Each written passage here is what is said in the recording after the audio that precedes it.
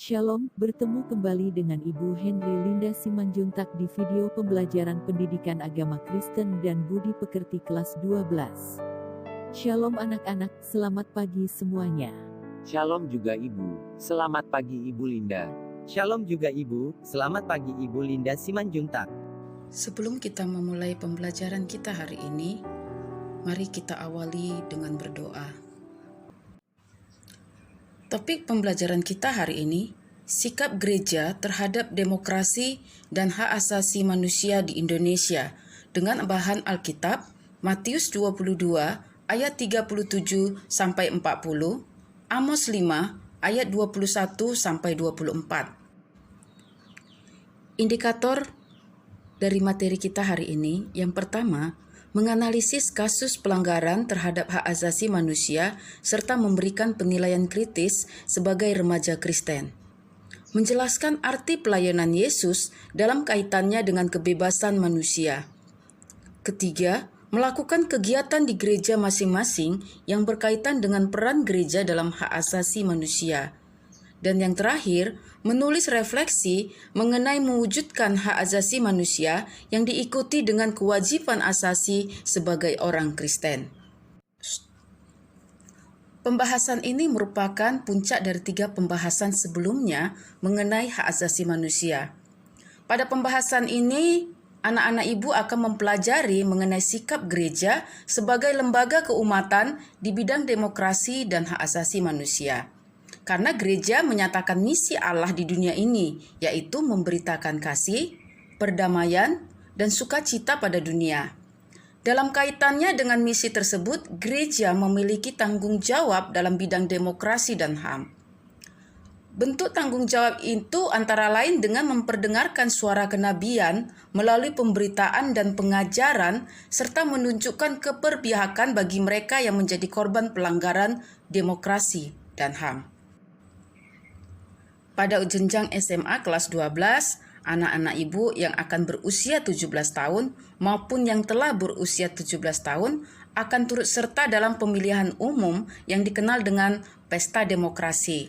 Untuk itu, gereja, orang tua, dan lembaga sekolah perlu mempersiapkan anak-anak agar dapat menggunakan hak pilihnya secara bertanggung jawab. Anak-anak ibu, silakan untuk membaca puisi Sajak Bulan Mei 1998 di Indonesia. Ibu Linda berikan waktu. Sajak Bulan Mei 1998 di Indonesia. Aku tulis sajak ini di bulan gelap raja-raja. Bangkai-bangkai tergeletak lengket di aspal jalan. Amarah merajalela tanpa alamat. Kelakuan muncul dari sampah kehidupan. Pikiran kusut membentur simpul-simpul sejarah. Oh zaman edan. Oh malam kelam pikiran insan. Koyak-moyak sudah keteduhan tenda kepercayaan. Kitab undang-undang tergeletak di selokan. Kepastian hidup terhuyung-huyung dalam comberan. Oh tata warna fata morgana kekuasaan. Oh sihir berkilauan dari mahkota raja-raja. Dari sejak zaman Ibrahim dan Musa, Allah selalu mengingatkan bahwa hukum harus lebih tinggi dari ketinggian para politisi, raja-raja, dan tentara. Oh, kebingungan yang muncul dari kabut ketakutan. Oh, rasa putus asa yang terbentur sangkur. Berhentilah mencari Ratu Adil. Ratu Adil itu tidak ada. Ratu Adil itu tipu daya. Apa yang harus kita tegakkan bersama adalah hukum adil. Hukum adil adalah bintang pedoman di dalam prahara. Bau anyir darah yang kini memenuhi udara menjadi saksi yang akan berkata, apabila pemerintah sudah menjara daulat rakyat, apabila cukong-cukong sudah menjara ekonomi bangsa, apabila aparat keamanan sudah menjara keamanan, maka rakyat yang tertekan akan mencontoh penguasa, lalu menjadi penjara di pasar dan jalan raya. Wahai penguasa dunia yang fana, wahai jiwa yang tertenung sihir tahta, apakah masih buta dan tuli di dalam hati? Apakah masih akan menipu diri sendiri? Apabila saran akal sehat kamu remehkan, berarti pintu untuk pikiran-pikiran kalap yang akan muncul dari sudut-sudut gelap telah kamu bukakan. Cadar kabut duka cita menutup wajah Ibu Pertiwi. Air mata mengalir dari sajakku ini. Sajak ini dibuat di Jakarta pada tanggal 17 Mei tahun 1998 dan dibacakan W.S. Rendra di DPR pada tanggal 18 Mei tahun 1998. Demikianlah pembacaan puisinya. Terima kasih Ibu Linda Simanjuntak. Puisi yang kamu baca tadi benar ditulis oleh W.S. Rendra, penyair terkemuka Indonesia. Puisi itu dibuat untuk mengenang lembaran-lembaran hitam dalam sejarah bangsa Indonesia. Berbagai peristiwa pelanggaran HAM yang diungkapkan dalam bahan pelajaran kita tidak bertujuan mendiskreditkan pihak manapun.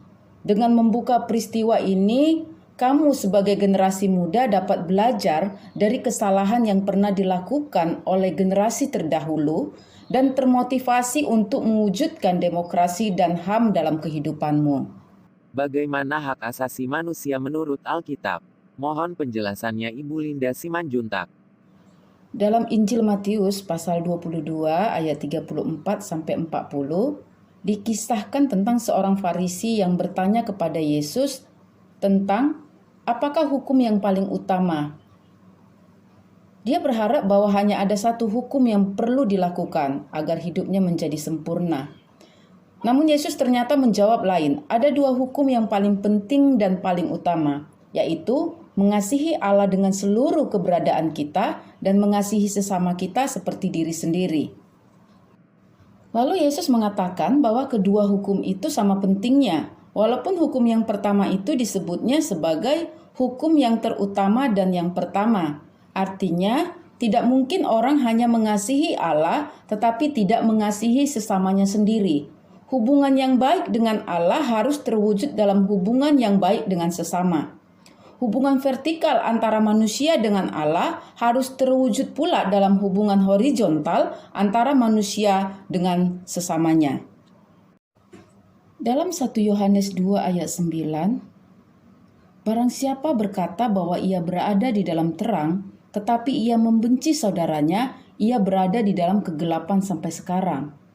Dan 1 Yohanes 4 ayat 20, jikalau seorang berkata, aku mengasihi Allah, dan ia membenci saudaranya, maka ia adalah pendusta. Karena barang siapa tidak mengasihi saudaranya, yang dilihatnya, tidak mungkin mengasihi Allah yang tidak dilihatnya. Mengasihi sesama berarti menunjukkan kepedulian kepada sesama, kesediaan untuk menolong, bahkan juga berkorban demi orang lain. Kepedulian kepada sesama mestinya terwujud dalam upaya untuk menegakkan keadilan dan kebenaran. Dalam kitab para nabi, penuh dengan perintah dari Allah sendiri agar Israel menegakkan keadilan dan kebenaran. Pada kitab Amos pasal 5 ayat 21-24 menyatakan, aku membenci, aku menghinakan perayaanmu, dan aku tidak senang kepada perkumpulan rayamu. Sungguh, apabila kamu mempersembahkan kepadaku korban-korban bakaran dan korban-korban sajianmu, aku tidak suka, dan korban keselamatanmu berupa ternak yang tambun, aku tidak mau pandang. Jauhkanlah daripadaku keramaian nyanyian-nyanyianmu, lagu gambusmu tidak mau aku dengar. Tetapi biarlah keadilan bergulung-gulung seperti air dan kebenaran seperti sungai yang selalu mengalir. Dalam ayat di atas jelas bahwa ibadah dan penyembahan kepada Allah harus berjalan berdampingan dengan kehidupan yang adil dan benar kepada sesama manusia. Ibu Linda Simanjuntak, bagaimana sikap Yesus menyangkut politik dan kekuasaan? Meskipun Yesus tidak berbicara secara khusus mengenai politik dan kekuasaan, namun sikapnya terhadap politik dan kekuasaan nyata melalui praktek kehidupan. Ketika kepadanya diajukan pertanyaan ini oleh orang-orang Farisi, katakanlah kepada kami pendapatmu, apakah diperbolehkan membayar pajak kepada Kaisar atau tidak? tertulis dalam Matius 22 ayat 17. Maka jawab Yesus, "Berikanlah kepada Kaisar apa yang wajib kamu berikan kepada Kaisar, dan kepada Allah apa yang wajib kamu berikan kepada Allah." Matius 22 ayat 21. Ketika orang-orang Farisi ingin menjebak Yesus dengan mengajukan pertanyaan tersebut kepadanya, Yesus pun menjawab bahwa mereka memberikan kepada Kaisar apa yang wajib mereka berikan kepada Kaisar.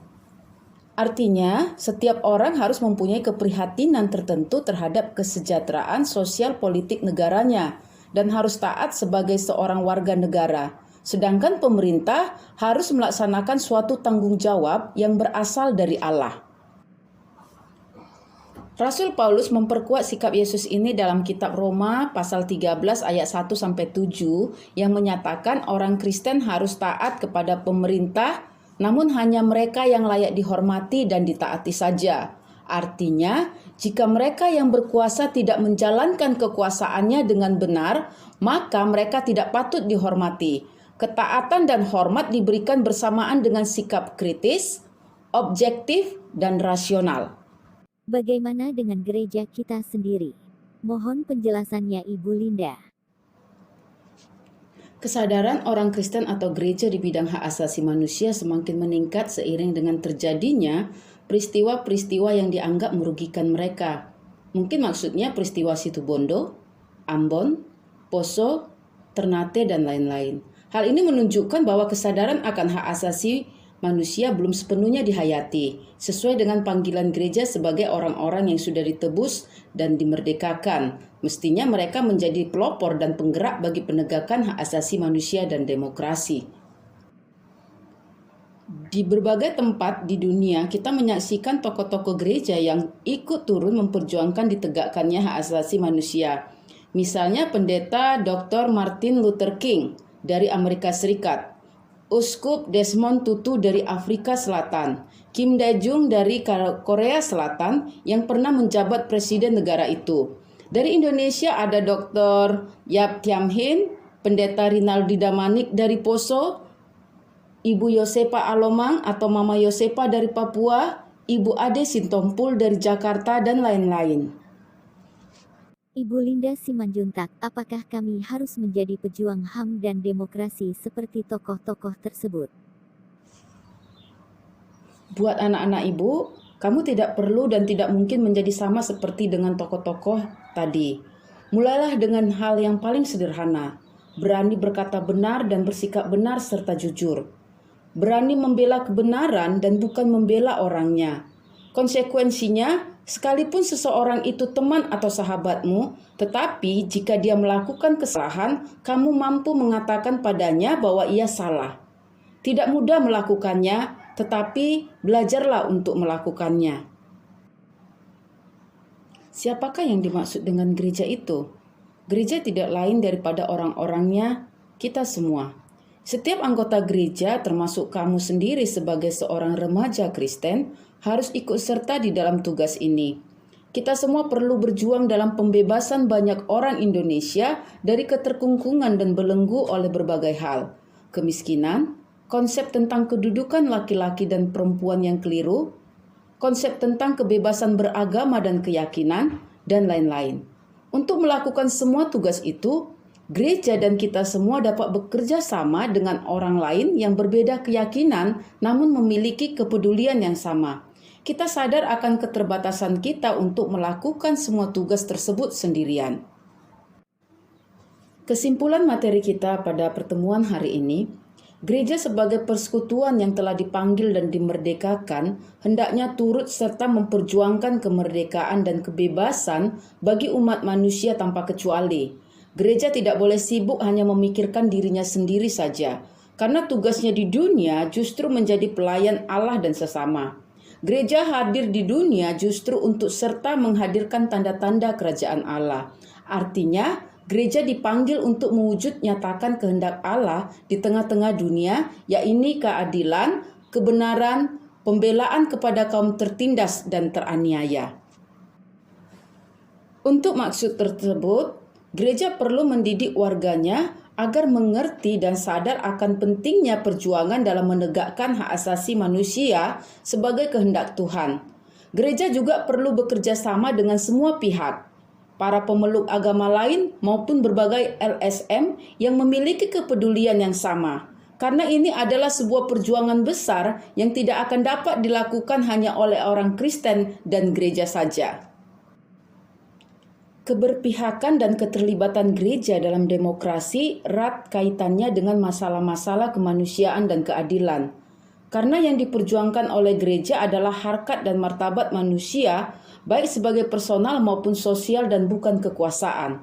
Gereja mendidik dan mendampingi umatnya dalam mewujudkan nilai-nilai kemanusiaan luhur dan yang perlu dijamin, serta tentang hak-hak dan kewajiban moral yang harus diperhatikan.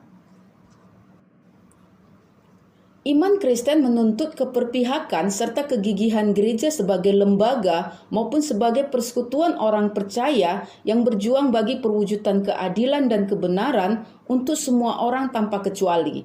Jadi perjuangan itu bukan hanya untuk umat Kristen, namun bagi semua umat beragama, seluruh bangsa Indonesia tanpa kecuali. Sebab tujuan kita adalah terwujudnya kerajaan Allah dalam suasana yang nyata, yaitu dalam kenyataan hidup yang kelihatan. Sampai di sini pertemuan kita hari ini. Sampai bertemu kembali di pertemuan berikutnya. Kiranya Roh Kudus menguatkan dan memampukan kita untuk melakukan dalam kehidupan kita sehari-hari. Shalom, Tuhan Yesus memberkati kita semuanya. Terima kasih Ibu Linda. Tuhan Yesus memberkati Ibu Linda.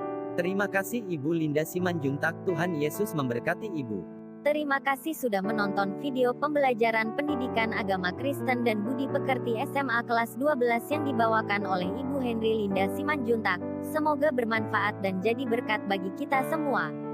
Jangan lupa like dan subscribe juga share serta beri komentar yang positif.